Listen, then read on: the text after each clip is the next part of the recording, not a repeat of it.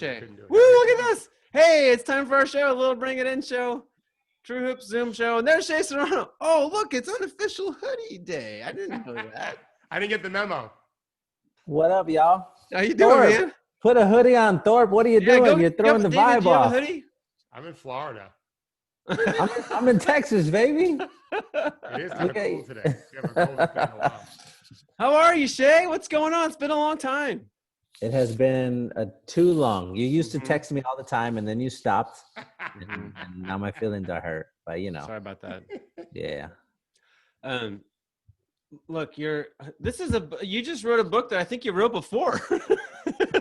Yeah, it's crazy. Like, but this one is different. Yeah. This one is different because mine has a dog in it. Oh, wow. Yeah, it's a trading card in the back. They were like, "Hey, we're gonna try to sell this book again. How do we get people to buy it?" And I was like, "I don't know. Do something goofy, like put an Airbud trading card in the back of the new one in a couple of chapters, and let's see what happens." I think that works. I think the Airbud trading card is actually, well, Airbud is a character in the book. He is. He's mentioned.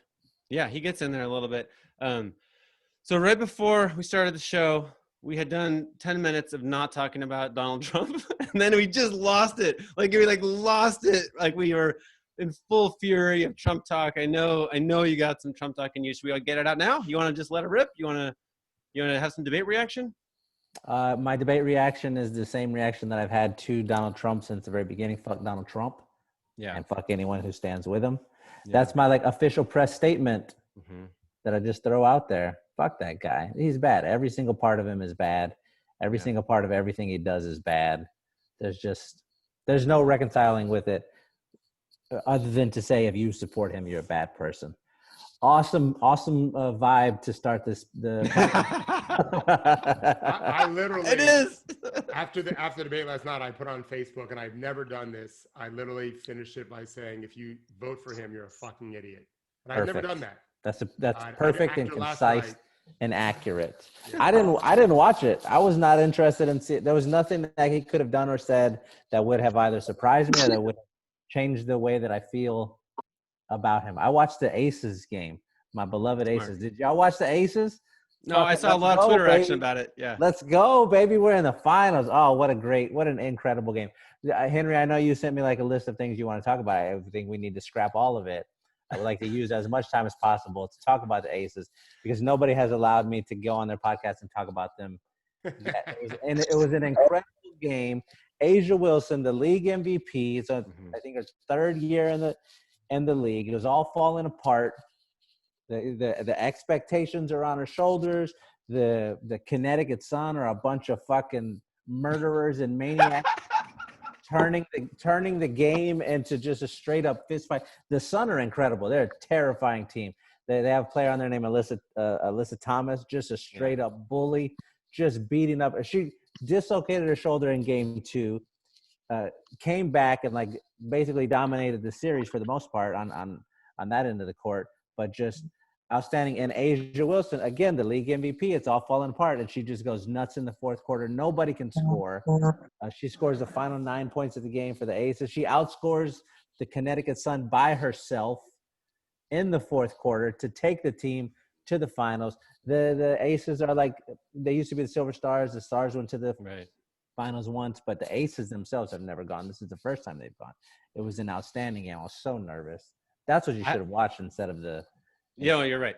I have a little Asia Wilson thing, which is give it to me. Fairly common phone call I get is a young sports writer, and I give them advice, which is hilarious. And but this young WNBA writer, who's a very hardworking, smart dude, in the peak of the pandemic, nothing was happening, no basketball. I was I think at this time we need to think about who inspires you, who do you want to be around, who's the person who makes you feel lit up inside. And that's probably a place to focus because we all are so desperate for that right now, right? And he was oh, well, if that's the question, it's Asia Wilson. I don't know what, she runs on a different, better fuel, and I just want to think like her and feel like her. And I was well, that's your answer. And now she's the MVP, and she's just rocking the finals. She's awesome. There have been a couple of times where when a young superstar gets into those moments, and you're let's see how they react now, because she's great during the regular season. She had like a couple tough spots in the playoffs last year. There have been a couple of games where we're like, she might have seemed a little bit hesitant, but last night when it was like the most high stakes game of her career, the most high stakes moment of her career, like very much a legacy moment. As soon as that fourth quarter started, she just started eating down low, and you were like, oh, okay, this is great. I don't know what happens for we play the Storm in the finals. The Storm look unbeatable. Superb. Breanna Stewart, Alicia Clark, Naomi Whitcomb, Jordan, Canada, Jewel, like they look outstanding. I don't know what happens from here, but I know for the rest of Asia Wilson's career, she will not be afraid in a big moment, and that makes me feel very, very good. Why do Bill Laimbeer teams always win? What the hell? Because he's fucking Bill Laimbeer, dude. This is what's outrageous to watch. Is his team, they play like he played. Like that's usually what happens. They become an extension of the coach. They don't shoot any 3-pointers. It's like he told them, if you shoot a 3-pointer, you are fined $400 million. They just don't do it. They don't do it. Kayla McBride, their most dangerous like perimeter threat, shot 5 3-pointers by herself, and that was more than the whole rest of the entire team. It's outrageous. They just get in the paint and do little pull-up jumpers, 17, 15 footers from Asia, this sort of thing. They just pound the ball down low. It's crazy to watch, especially like in comparison to what the rest of the league is doing. I have a Bill Laimbeer story. He was on the bench for Kurt Rambis for the Minnesota Timberwolves one year, and I was at the game. And it was late in the game, and Rambis was controlling the timeout, and Laimbeer was standing as, the assistant coaches do behind him. And the look on his face when Rambis was drawing up whatever terrible things he was drawing up, I felt so badly for anyone that was watching. If you liked Kurt Rambis, you could tell that Bill Laimbeer thought that whatever he was doing was a mess. But when you're Bill Laimbeer, and he doesn't hide it. Like it was pretty obvious on his face. So I guess he's a hell of a coach. I didn't know. Yeah, he's good. He's good. They looked good. They looked tough. They were down 16 in the first half. They were down 10 in the third quarter, and again, nobody could score. It was like they had a bunch of times where they could have just given up, and they didn't, and it was awesome. He is such a brute, though. Like he was at an all-star game alone, looking bored, and I went over him just like kind of started to pick his brain about like his approach to coaching or whatever. I don't know. I thought it might be interesting because he's really, really good at it, and maybe it was just what he wanted to tell me. Kevin McHale talks the same way. Basically, was just like, oh, you just got to kick their ass, like, toughest team. I was like, just the dumbest. Like, it was a high school football coach from a movie where it's just like, pound him on the fucking ground. I'm like, this can't be how you're winning championships. Like, there's no way. He's great. He's such an interesting, like, character in the history of the league. He was on the cover of the original version of the basketball book, but he's wearing a straitjacket, like a Hannibal Lecter straitjacket. Because it's just, like, imagery that I've always associated with him, just kind of, makes sense. Kind of wild. It's great. But what happened to that original cover? We replaced it. So on the original cover, it was like, oh, cool. The whole like a big theme of the book is like we're combining a bunch of like basketball and like movies or music or whatever. Pop culture is like all of my favorite things. So it made sense to me, if we're gonna have like a cool picture on the cover, let's do a pickup game with a bunch of players playing. And then so when we made the new version, we were like, oh, like same as they do at the park. If you lose the game, your team is off. We bring a new team on. Yeah. So we kept 5 players from the original, and then we brought in 5 new ones, and then we like changed the time of day. It's like dusk now. We're trying to be like as clever as possible with a bunch of this stuff, just nerdy stuff like that. Arturo Torres, incredible artist. Awesome. Did Charles Barkley a favor here and took like 30 pounds off him? Yeah, he went young Charles. He went young Charles on. He was heavy and then thin and not so thin anymore. I wanted to ask you, Shea, because I'm not smart enough to be able to watch NBA and actually think what's going on and any other real sport where I know what's going on. Like I watch the Lightning in hockey because I have no clue. It's why I listen to opera when I'm reading. I don't know what they're saying. Yeah, so it doesn't distract me. So I'm not watching WNBA, but forget about how talented the players are and how tough they are. How was the look compared to these NBA games? Because I've been very impressed stylistically with how the NBA games have been displaying on TV. Forget about the games on the court. How does it look in the WNBA? Yeah, you're exactly right. The presentation of the NBA games has been great. Watching it, it's very easy to forget that they're in a bubble. They're pumping in on the TV broadcast, they're pumping in the sound and doing that. In the WNBA ones, they don't have the electronic screens in the back with the fans and all of the stuff going on, and they also don't do the crowd sound, which makes it feel a little bit weird at some points. But it's also like a little bit cool because you can hear everything that part is cool. I listen that to they're I happening watch or saying. Game, I do wish they had the crowd part of it in there because that just makes it a little more fun. But yeah, they did a pretty good job. They did a good job. Can I read a little bit from your book? Go nuts. Okay, this is such a great moment. This is Vince Carter at the 2000 dunk contest. He was doing things nobody had ever seen before, and in ways nobody thought were possible. He did a 360-degree windmill, which is easy to type, is a thing maybe 15 people on the entire planet can do. After that, he did a 180-degree windmill from behind the backboard and used just 3 steps to gather momentum. An athletic feat akin to Tom Brady throwing a 70-yard pass while lying on the ground. I'm going to skip ahead. Oh, yeah, wait, no, I'm not going to skip ahead. He caught a bounce pass in the air and then took it between his legs, dunked it, and then pointed up at God. I'm sure God was up there in heaven like, what the fuck did I just see? Because that's what everyone who was watching it said. Then there's a part, I'm skip ahead too. I love this. A lesser celebrated but equally personally gratifying one was when he dunked it after returning from a knee injury. Then paused for a second to look down, dust his knee off so as to say, it's fine, and then jogged back down the court. And then I got to keep going now. He literally jumped over a human who was 7 foot 2 inches tall, and he did it in a game. It happened at the 2000 Olympics in the USA's game against France. It was the second half. The USA was up by 15 with the ball. Gary Payton missed a layup. A Frenchman nabbed the rebound and then tried a doofy no-look outlet pass.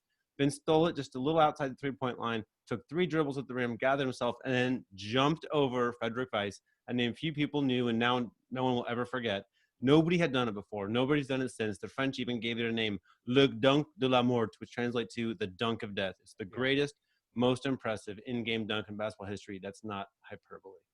Vince Carter is the greatest dunker in the history of the NBA. He really is. He really is. Shea, do you know what he said when he was asked what it's like to dunk at his age? What did he say? He said, it's not the jumping that's hard, it's the landing. That sounds right. 55, I know exactly what he's talking about. That sounds exactly right. Where were y'all when you watched? I know you were sitting in front of a TV watching that dunk contest. Do you remember exactly where it was when it happened? Surely you do, right? I don't want to brag, but I was in the arena. Were you really? Yeah. Oh, shit. What was that like? Was it just... Oh, my God. It was my first All-Star game, and I thought that they were all like that. I literally was like, because that's Saturday. I got you fly in on maybe Thursday. Friday's like the rookie game or whatever. And then, I'm like, oh, this will be fun. This is the first thing everyone's excited about. All the All-Stars are gathered in the front row. Shaq's there with his little portable video camera and stuff, right? And I'm like, oh, this looks neato, right? This will be fun. And then it's like the most electric arena you're ever going to be in life. And I was like, I can't wait to do this job. I watched it. I was in college at the time when it happened, and we had nobody really had TVs in their dorms, or at least me and my friends didn't at that particular moment in our lives. But there was like a common area where you could go, and there was one big TV, and you just had to sign a paper and try to rent it out. And somebody had gotten it for the dunk contest, so we were all watching it, and there's 30 dudes packed into this little tiny rec room.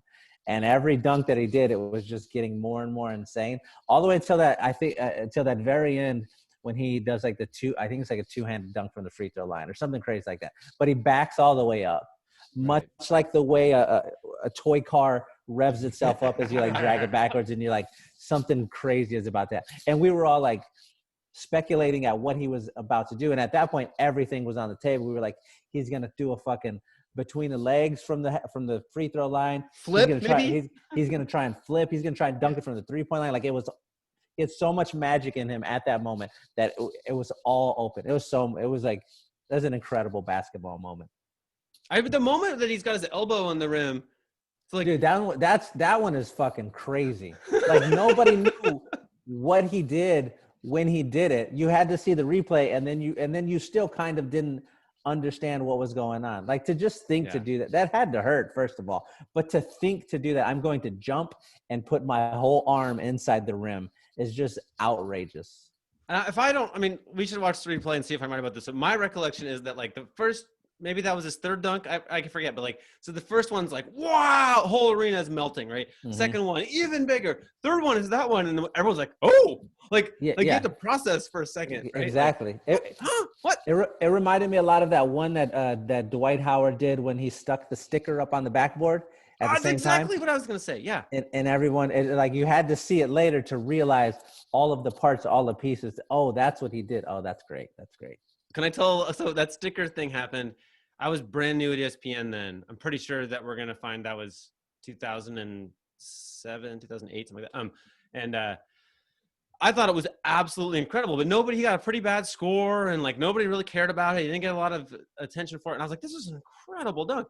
And I was like, what was the sticker? Right. So then there were, I think, 8 national writers at ESPN.com at that time. And I was like the lowest ranked guy. So what happened then was, this was such a stupid way to approach this, but like first person would pick their angle for the night, second person. So I had to pick an angle that nobody else was ever going to include. So I chose that sticker. So I got a photographer friend, use a telephoto lens to like zoom in and tell me what it actually said on the sticker. There's a little Bible verse cited on there. Yeah. And then I went and found Dwight, and I was like, what's the deal? Like, what's the deal with this Bible verse? And he told me about it, and so I wrote my little story. And then Chris Sheridan, who's the crustiest sports writer, like he's got a heart of gold, but an inch of crust, as our editor used to say.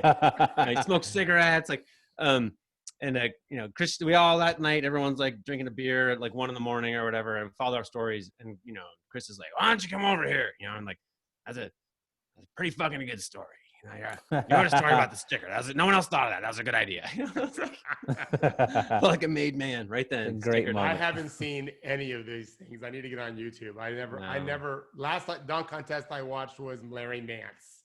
You guys might Wow. Oh, I'm gonna email you a list of ones that you gotta watch. There's really only there's 3. There's 3 that you gotta watch. Coach Thorpe at Gmail. I would greatly appreciate it. First of all, I saw Vince Carter when he was 15 in high school as a sophomore. I live in Florida. We have dunkers everywhere. My 9th grade JV team would have dunk contests after practice, 360s and 14-year-old kids. Not Vince Carter. No, but T-Mac lived down the road. Amari Starmar down the road. That's crazy, Vince dude. Carter was 4 hours away from us. That's crazy. Basketball has changed so much from the time that, like, when I was in middle school, if you could touch the net, you were doing great. If you could touch the backboard, you're like the second coming of Dominique Wilkins. And then when I started teaching, I started coaching that basketball team. And like we had a kid one year, and he was like grabbing the rim in practice, and everyone was losing their mind. And the head coach, I was the assistant coach, the head coach told him, if you dunk it during the game this year, I'll buy you a new pair of whatever shoes you want. Because there was like no way he's gonna gain you need to get a foot above the rim to dunk it. And literally the very first play of the very first game, they do the jump ball. He jumps, tips it back, takes off running. They just chuck it ahead to him. He catches it, 2 dribbles, raises up and dunked. And this is an 8th grader. Just raises up, dunks it. The gym fucking loses their mind. The other team gives up immediately. And I'm like, this kid is 13 years old. This is outrageous. You look like you're about to grab something out the book again, Henry. What were you going to do?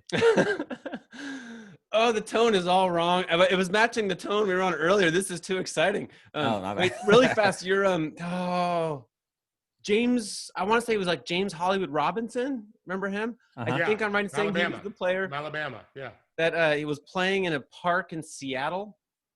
And it's like the park, and then there's like 100 yards of grass, and then there's a lake. And they're playing like 2-on-2 or 3-on-3, and some guy was talking trash or whatever, and then James Robinson blocks his shot, and it goes like forever, rolls down the grass and into the lake. Yes. and one of the other players on the court just walks home. We're done. I love these moments. We were talking on the show the other day about this amazing moment where Steph Marbury at the ABCD camp dunked on like the biggest dude in the camp. Yeah. Game wasn't over, but he just walked to the bus. He just walked and got on the bus. I love that kind of stuff. That's awesome. All right. This is just mostly a comment on holy crap. 2004 TV is so crazy. In 2004, Carmelo was on a TV show called Punk'd, the premise of which was let's put famous people in bad spots and record how they react. Mostly it was harmless pranks that were pulled on celebrities, stuff like "Oh no, your waiter is very rude," or "Oh no, someone parked too close to your car." When Carmelo was on there, though, what they did is they trashed his hotel room while he was out. And then when he got there, they sent an underage girl in to say she had left her purse there. Then the authorities show up, and she tells them she was partying with Carmelo. So Carmelo's prank is that he's being accused of inappropriate contact with an underage girl. There's actually no real philosophical dilemma attached to this one. I just wanted to mention it because it was insane. Dude, it's nuts. It was wild. Not funny. It was 0% funny. It was like, what are we doing? What are we thinking here? There's like a whole spectrum of punked appearances, and that one is way at the end of like, don't do that. What are you doing? Don't do that. You know who's my favorite? This is my favorite one because I just rewatched this. I'm working on a new book about rap that'll come out next year. So okay. I'm watching everything that I can about everything. And Missy Elliott was on there. And they do one where they like basically they lose her necklace at a jewelry spot, and she like climbs up on the counter and she's like threatening to smash the glass. She's the best. Missy Elliott. That one was funny. Any of the ones where the people in charge, I mean like the people who are getting pranked, turn it and become like, oh, they're running shit now. They like remind you they're a movie star. There's like a similar one with Michelle Rodriguez, and you're like, oh, okay. Like those are fun.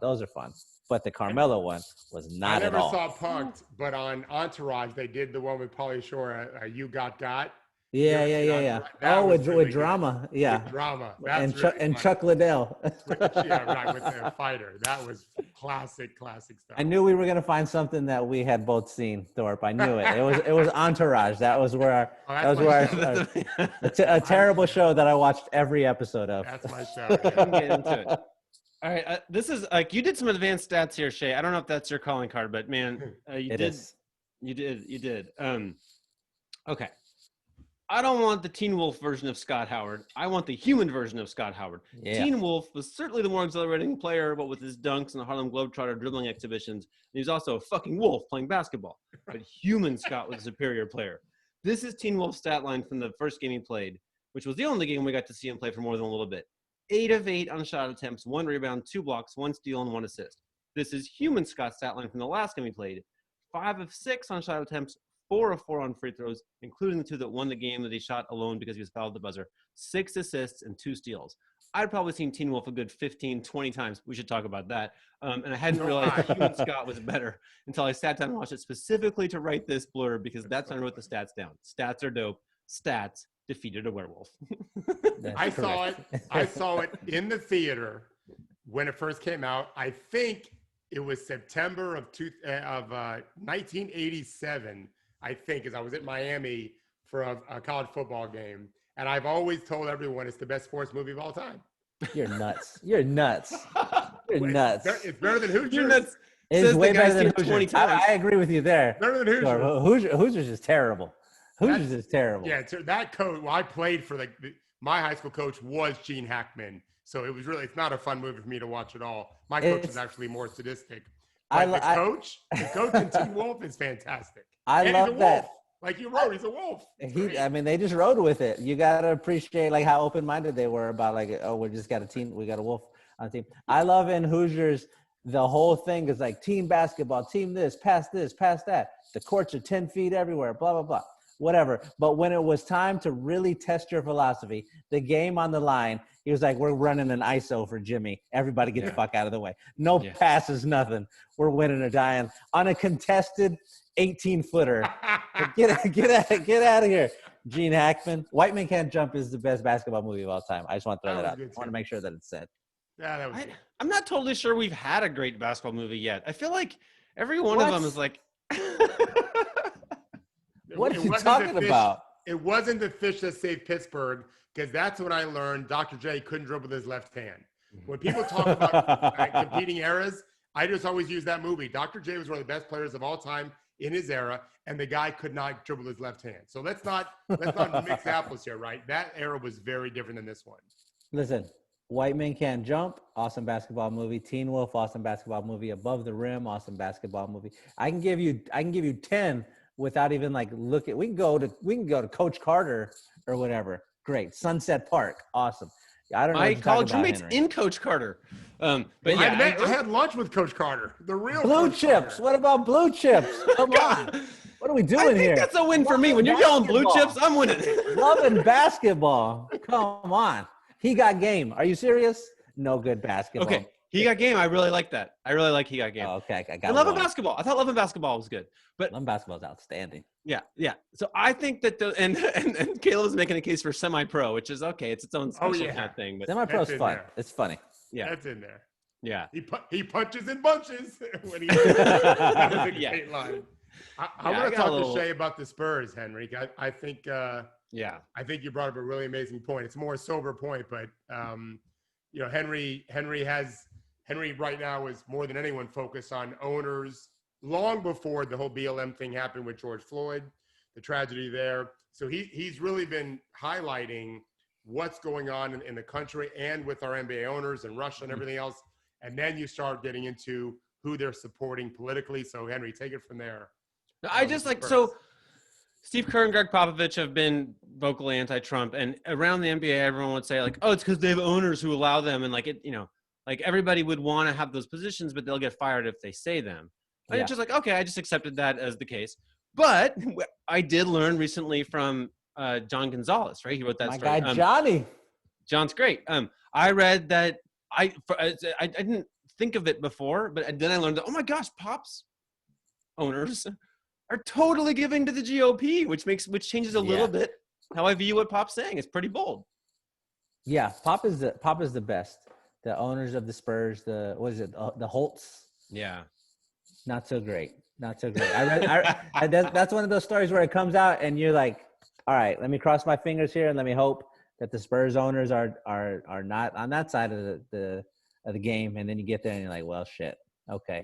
Yeah. So two things does happen. Number one, you feel bad about it, and then you feel like you're in a weird spot because this is the basketball team that you love, but it's owned by some people who probably don't care too much about the way that you like exist as a person, and that sucks. But then you also have Greg Popovich, who is in this fight and has to like look at the person paying all of his checks and say these things that are, you know, counterintuitive to the way that person is thinking, and that makes you like appreciate Pop even more. It does. It also like. It's a big favor to owners to just ignore them. Right. Yeah. Right. Like we do this favor generally where it's like, you know, how do we get to this point? Like on the brink of civil war before we're like, who are they? It's fucking late in the game to care about who they are. You know, it matters. Yeah. That's wild, dude. That part always sucks a bit. It's who replaces Coach Popovich? Yeah. In Good your question. mind, Shea? Oh shoot. If I got to like pick anyone, it's gotta be Becky, right? Let's slide. I knew you were going to say that. I'd be fine with me. Let's slide Becky in there. If not Becky, you know, I really want to see it in a head coach's spot, and I think he's like very close to getting one. I want to see Sam Cassell. I think he's great. I think like he seems like the kind of player that would understand how to coach basketball in today's era, but also like how to connect with everybody. He just seemed like that kind of dude. And it would be I think I can turn everybody listening to this into an Ime Udoka fan. Ime is great. I thought he was going to say Ime next. Yeah, but Sam's a good call too. He's got to be on the list. It feels like he's been on the list for a while. I think if we land with like any one of those three, we need a young coach because the team is about to be young again, and we're going to grow together. And like, let's get somebody in here who's going to stick around for 10, 15 years again and build something cool. Well, that goes to Doc Rivers just losing his job, although he was with the Clippers. Wait, before we do that, can I tell my Ime story? I'm just dying to tell my Ime story. Tell it. Now I'm forgetting who told me this story, but this was firsthand. So some it'll come to me probably during the show. Some guy was playing overseas with Ime. I don't even remember where they were. Giant stadium-wide brawl breaks out. People are throwing chairs, like it's total mayhem. And Ime is just like, you get over here, you here, boom, boom, boom. Ime has like no weapon or anything. He like goes and wins all the fights and gets everyone safely to the locker room while staying calm the entire time. It's a slight exaggeration, but that's pretty much the story. And so I'm like, oh my gosh, this is the most incredible thing I've ever heard. And so I walk over and I'm like, Ime, I'm dying to like do this story. I want to write the story of this fight in the stadium. And he's like, well, what do you know about that? And I'm like, well, this guy told me this, you know, if you would participate, blah, blah. And he's like, no, I mean, that's a great story. I don't think I really want to be part of that story.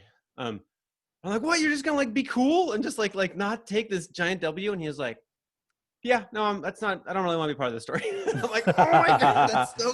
That's great. That's the Spurs guy right there. That's a Spurs guy. Totally.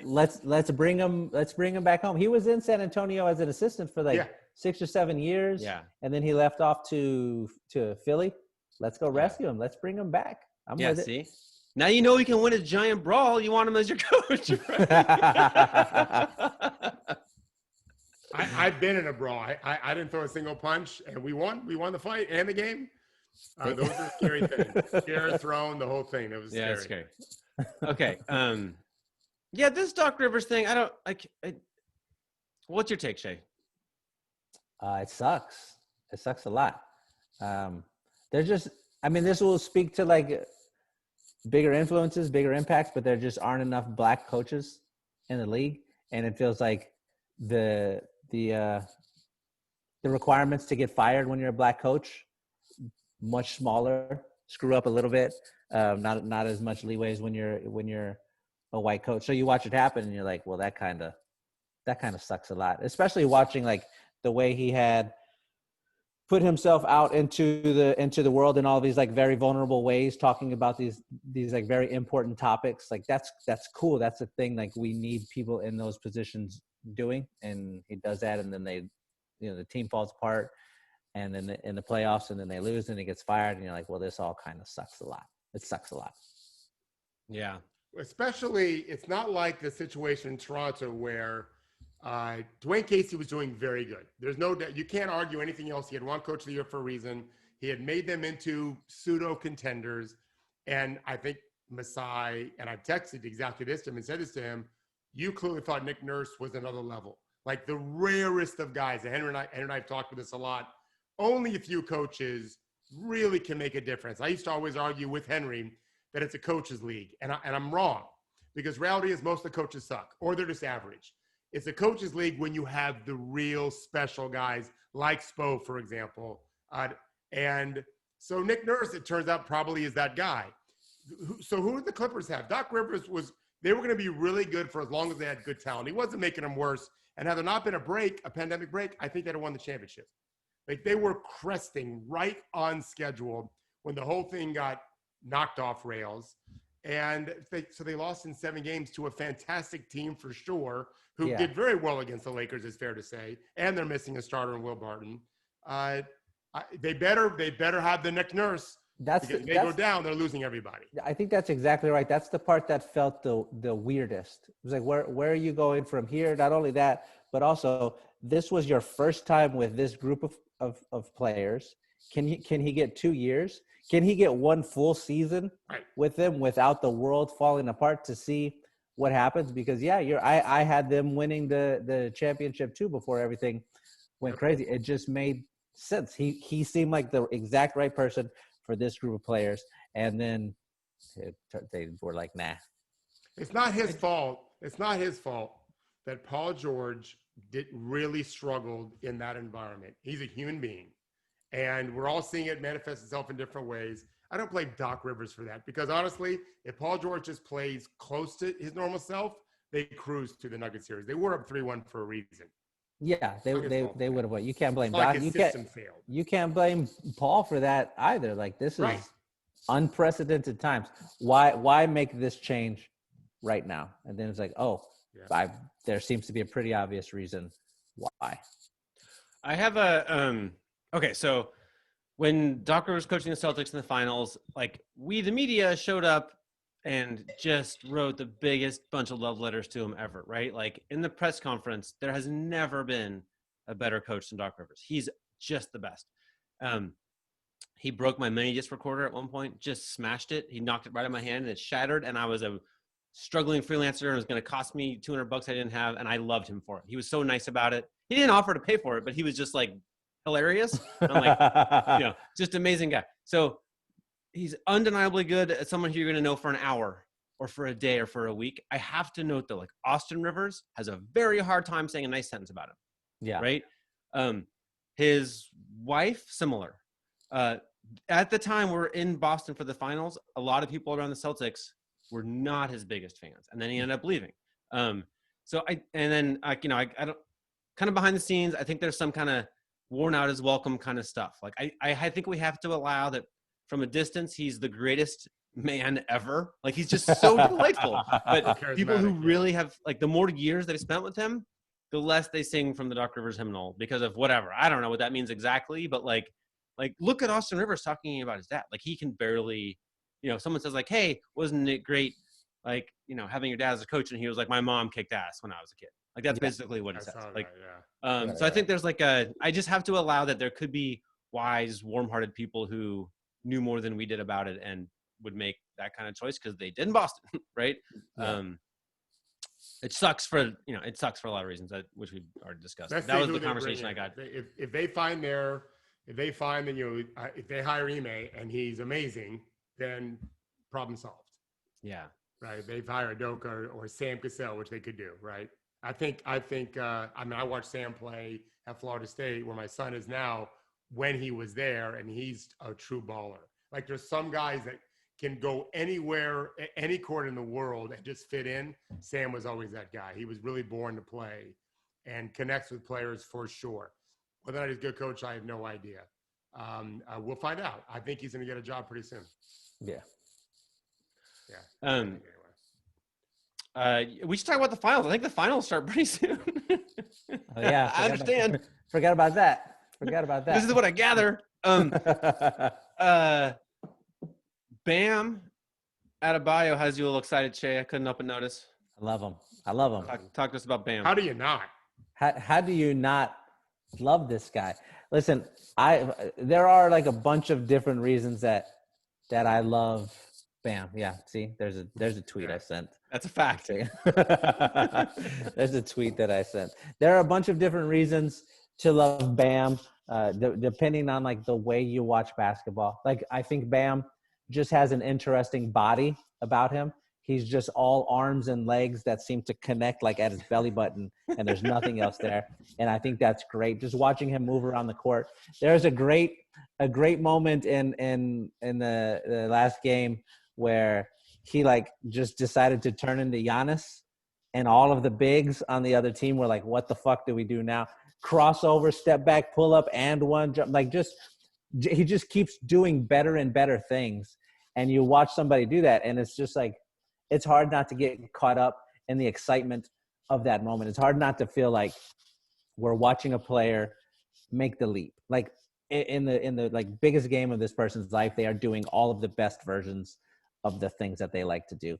And it's just so fucking cool. And then also he just seems like a sweetheart. He just seems fun. He just plays so hard. He's just so smart he had the defensive play of the whole playoffs far. Like he just century on everything. It's been great. I just love that guy. I love him. I had not paid any attention to him before the bubble, and then the bubble started, and now we're zoomed in on like this small group of teams, and I'm like, oh fuck, this guy's. I love him. I wish he was on the Spurs. He is. That kind of player. We wrote about this last week or so. The point center, basically, right? The center that can do everything. Like a guard can do, except they're in his case, it's 6'9" body, but his wingspan's over 7 feet. I don't care how tall your neck is. He's 7+ wingspan. He plays like a 7-footer. He's very athletic. The only issue is going to be, he's not Anthony Davis. So Anthony Davis is very, very similar in a lot of ways. Better on defense. Anthony Davis has hand-eye coordination that no man that tall and long should have. Yeah. Watch him slide his feet defensively and then make a play on the ball and not foul. It's extraordinary. He catches everything. He's like a wide receiver in football, catching everything in a crowd. The great thing about the bubble has been, to your point, Shea, so Bam and Hero for Miami, Duncan Robinson for Miami too, but Jamal Murray and Jokic.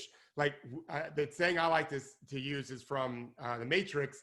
There's a difference between knowing the path and walking the path. I've written about this before. All those cats were walking the path for the first time. Like suddenly realizing, wait, am I the best player on this court? Yeah. They've been that before in other leagues, but never in this league. Yeah. And all of a sudden they've all realized at certain times, no one can guard me.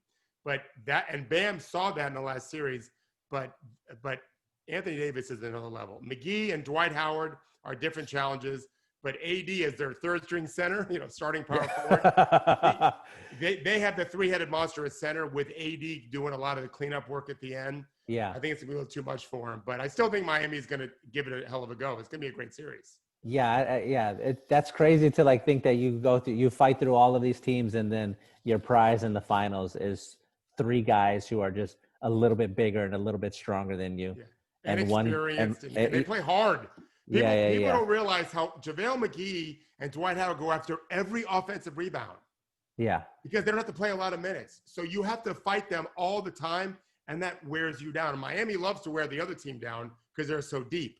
But there's going to be some physicalness to this series, I think, that favor the Lakers. The Lakers are glitzy and glamorous. They have two great superstars, but they're a grit and grind team. They lead the league in block shots and dunks for a reason. Last year, the Spurs played the Nuggets in the playoffs. It was a good 7-game series. The Spurs, first round, yeah. Yeah, the Spurs ended up losing, but they played Game 6 in San Antonio. Me and my cousin went. A buddy of mine slid us some nice tickets. We were down low, and that was the first time that I'd watched a Joker in person. And he just does so much stuff that the camera sort of misses. He killed us that game, 43 and 12 and 9 or something along those lines. I can see the billboard. We kept looking up at the screen, being how are we here? What is happening right now? But the level of play that the big guys are having right now is just, I just love it. The league for so long has been small, and then all of a sudden they're like, hey, check out all this stuff the small guys are doing. A couple of big guys are going to do a version of that. It's great. I love it. The finals are going to be outrageous.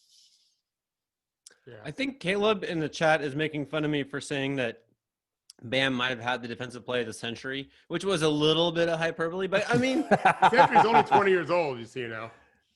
But I mean, a game-winning dunk of what would have been a game-winning block is I don't know how you top that. They're saying LeBron on Iguodala, the chase block. That's got to be number one. You're not gonna beat a Game 7 chase down block. Be my number one to save the series. No, that has to be your number one. And then after that, you can you can argue. To defend my partner here, he wasn't blocking Marcus Smart at 6'2" shot at the rim. It was Jason Tatum, who is going to be a perennial, all league player. It was an amazing play by Bam and clean.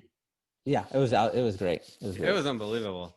Yeah, there were a bunch of plays in that series where in real time it looked like maybe a foul, but then in slow mo you're like, oh no, he did it perfectly. Yeah. I love that. There was that block. Anthony Davis had one where he met him up top. Yeah. Kawhi had the middle finger block. There've been a couple really, right. And 100 Jimmy really Butler plays. Jimmy Butler strips people and you're like, oh, that's a foul. And later you're like, no, it wasn't. He's clever. He just I just looked it up yesterday. Jimmy Butler has the most deflections, which no one cares about, but coaches do. And especially in a shot clock. So every deflection, even if the team retains possession, is another second off the clock or 2 seconds. And that becomes a defender later in the possession. Butler leads it. Leads the postseason in deflections. Who's the player in the bubble whose stock rose the highest so far? That's a question I always am interested in hearing an answer to, because whatever answer you come up with. That player's name is the Miami Heat. Yeah. My pick would be a guy for the Heat, because if you look at from a number standpoint, it's got to be Duncan Robinson. Yeah. Because he's on a minimum contract, and he is not going to be a minimum player. No, he's not. I think he's got one more year left. I've already talked to a bunch of executives and coaches. I'm just to be honest, in my gym, we are now doing what I call Duncan Robinsons, which are shooting the three off the move. Duncan will change his speed, race past the screen, and then shoot the three. Only JJ Redick does that accurately. And JJ breaks the laws of gravity when he does it. You can't ask anyone to be like JJ. He'll float through the air sideways and make it. No one at 40%. If JJ wanted to, it'd be a 50%. Marco Bellinelli. My guy Marco floats to the side too. He does so, especially in the international game. I'm amazed at Marco's shots. You're right. But Duncan's 6'9" or 6'8". Yeah. What he's doing, I mean, he's like Davis Bertans. He's gonna get paid. It was the one shot that he had, that corner three, where it like didn't even touch his hands. Oh, He it's just came right around here, his hands were here. It was like he controlled it with his mind, like in a movie. Yeah. It just the ball came to him and he was like "Roop," and fucking Clay ESPN, does that. Clay does it yeah. on occasion where you don't dip it even a slight bit, just right up into your shot. Even if you catch it up high, it was pretty like. So I think Duncan. I mean, Bam's already a max player. Like you can't raise that value anymore. Yeah. Tyler Hero is going to be very good, but he's still got some time before they can even extend him. He's got to prove himself. It looks like he's a baller. Yeah. What Duncan's done, and when you look at how this series can go, I mean, Miami's actually shooting, I think, 0.5% worse than the Lakers in the postseason, but they were the second best shooting team in the league behind Utah for the regular season, and that was before Hero was playing a ton. They can get really hot and give this. The Lakers can shoot badly and lose. Miami can also shoot lights out and win. The Lakers team speed we're going to see. The Heat was super fast when LeBron played there defensively with Wade and Bosh. Yeah. This Lakers defense is with KCP, McGee, Dwight Howard, and Davis, and LeBron. They are elite level speeds at 4 positions on the corner line, and that's going to challenge Miami offensively. Yeah, they're too good. I think the series is like it's one of those things where Miami keeps it tight through like the middle of the third quarter, and then LeBron is like, okay, that's enough of that, and then they just sort of win by 8 or 9 or 12 or whatever. I think it's got to be the Lakers are going to win the series, though. Judy, can we bring in our friend Gerard Hector, please? How does that make you feel, Shea, as a Spurs guy? You okay with that? With the Lakers winning? With the Lakers winning, you okay with it? Oh yeah. This is not like the Kobe Shaq Lakers, the most villainous team in my life. They were so good. They were so scary. I wrote about this in the basketball book. There's like a whole Kobe chapter. He is the most terrifying player that I ever watched. Like he just made you feel like you were always going to lose no matter what. And they were so good about not only beating you, but beating you in a way that hurt your feelings. And then saying something in the press conference to totally invalidate all of your effort entirely. Like when Derek Fisher hits the .4 shot and then Shaq goes in the press conference and they're like, oh, that was a lucky shot. And then he basically is saying, Tim Duncan hit the lucky shot right before then. One lucky shot deserves another. Or when Phil Jackson swoops in and he's like, the 99 title doesn't count. It has an asterisk next to it or whatever. They were terrifying. They were the scariest team I ever watched play. Somewhere in here you have like the best buzzer beaters ever, and it's like 1 through 10 are not Derek Fisher's. Yeah. I didn't even want to include that one. I was like, hell no. Hey, that was the most hurt I had ever been watching a basketball game was when he hit that shot. Even the Ray Allen like 2013 Game 6 shot, that one didn't hurt as much as the .4 shot. Like that just absolutely killed me. It's the only thing. People on Twitter, they know I'm a Spurs fan. They send me Spurs hate all the time. Rockets fans always send me the very grainy Hakeem Olajuwon gif of him chewing up David Robinson. And I'm like, whatever. If you can't send me a highlight in HD, I don't care about it. The Heat fans always send me the Ray Allen one. But the Laker fans, that's the only one that bothers me. And I try to pretend like it's not. And I feel like that meme of the like smiling face and behind the guy is mad and crying. Like that's how I feel every single. It just kills me. It kills me. It absolutely kills me. That's awesome. Hi, Gerard. Hello, Henry. How's it going? You guys know each other?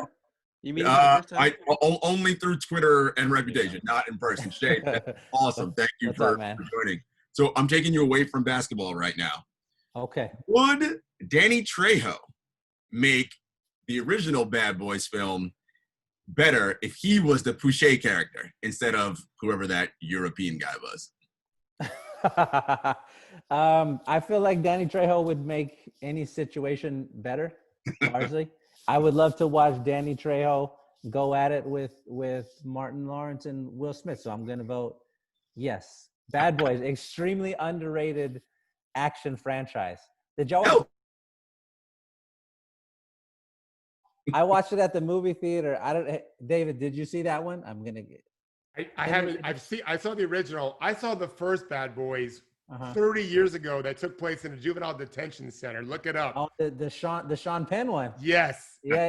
Very good movie. Yeah, I did not see great. the most recent one, but I'll see it. I like the other ones just fine.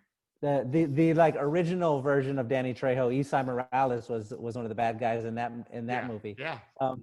But dude, the Bad Boys franchise is so good. I watched Bad Boys for Life in the theater, like halfway squinting because I loved Bad Boys 1.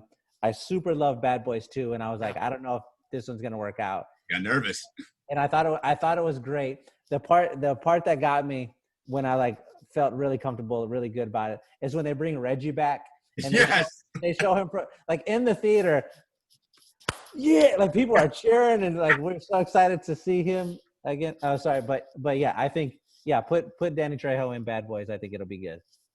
That's one of Shea's bits, you guys. Like Danny Trejo, and can you replace person X with Danny Trejo? It's almost always yes, and it makes it. Yeah. I think Bill Simmons started that on the rewatchables, and it's like one of my favorite things to talk about. I completely forgot. Judy, can we show the little thing, the little video? Yeah, this is important. With sound up. My dad had a David Robinson windbreaker. Oh, I remember this. Like that's how famous David Robinson was my dad was famous in our neighborhood for his David Robinson windbreaker. Wow. He got it at the... It's the whole military thing, right? Yeah. Yeah, my dad was in the military too. In 1.6 miles. Where'd he get his windbreaker? The flea market. It was like yeah, that's not it right there. airbrush, but it sort of had an airbrush quality to Because it. it was the 80s. That's how that And he would happened. keep it. He would keep it in the closet in the it. plastic, and just take it out for a special event. And I used to just. What would be the kind of event that would like? Well, I don't know. Not a wedding. Yeah. Oh, Yeah. he might have wore it to a wedding. Yeah. He just wear it. Music was fantastic. Excellent. Every time I like go on a video thing, they always fucking pick that music right there. They're like, "Oh, we got a Mexican guy. Cue it up, cue it up." I thought it was a little stereotypical, if I'm honest. But no, that was Jay did a great job. So I rewatched it yesterday. I texted Jay and I'm like, "Hey, do we still have that video somewhere?" And he found it on YouTube. And so I rewatched it for the first time, and I think it was 7 years ago. And I blame you for the after the finals that year. I like wrecked. I made it wreck, but I just drove badly. I took a right turn and the right rear wheel clipped the curb and the whole car went boom. And we're all like, whoa! And then like, so tell me about your dad's jacket. Yeah, that was at the 2013 finals when y'all came down. That was fun. That was delicious food.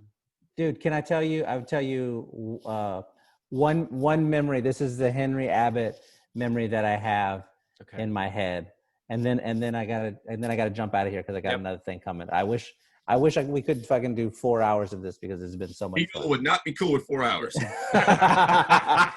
This is my Henry Abbott memory. This is how I will remember you for the whole entirety of my life. But this is the 2013 finals. Game 6 is happening. I'm living in Houston at the time, and I'm a wreck during like high stakes Spurs playoff games and the finals especially. I start doing like goofy shit, like I only watch the game on mute. I'll only sit in a certain seat. I'm gonna change the channel, whatever. Like start doing all this goofy shit. And the Spurs, to everybody's surprise, are up 3-2 in the series. They're making a game of it in Game 6. I turned the TV off. I can't watch it anymore. I'm too nervous. I'm like, I'm shaking. And I'm like, I'm just going to watch this game on Twitter now. And I'm just refreshing. Refreshing. They go up 5, whatever. Miami scores. We miss a free throw. We come down. It's the last possession.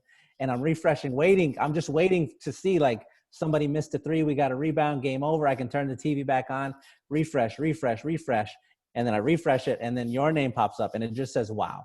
That's the only thing it says, wow. And then I refresh it again, and it's just a fucking flood. And I know before even looking that somebody made a 3 and the game is tied and we're going to lose the game and lose the series. It was miserable. I hate it. I hated you for a long time for that. But I feel better now. I feel great now. I'm so happy that y'all had me on. I'm glad we spent 10 seconds talking about the book and just 53 minutes talking about everything else. It's been great to see you, man. It's been great. Y'all are the best. This was the best. This wow is for you, Shea. Thank you for coming. We will. All right, y'all.